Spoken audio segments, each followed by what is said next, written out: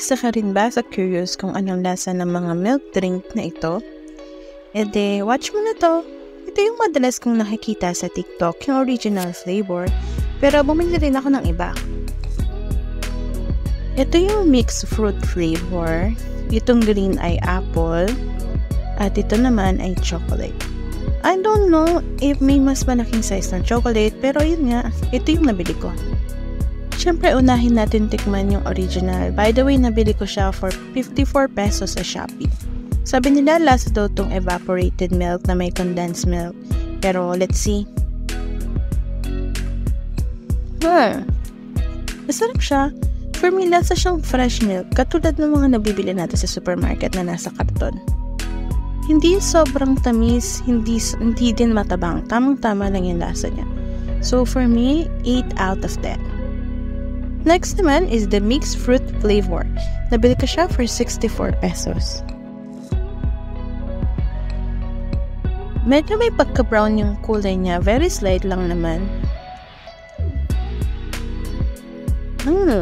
Oh, wait. Ba't ganon? Parang nutty flavor siya. Wait, isa pa. Ayun nga, may nutty flavor talaga, pero oh my god, I really like this one. Ang sarap nito. As in, for me, it's 200 over 10. Alright, next naman natin is the apple flavor. Nabili ko siya for 59 pesos.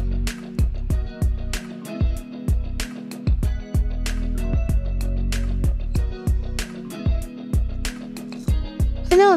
Apple daw? Pero parang hindi ko malasahan yung apple. Pero guys, masarap siya. Kasi yung lasa niya is parang Yakult, maasim-asim.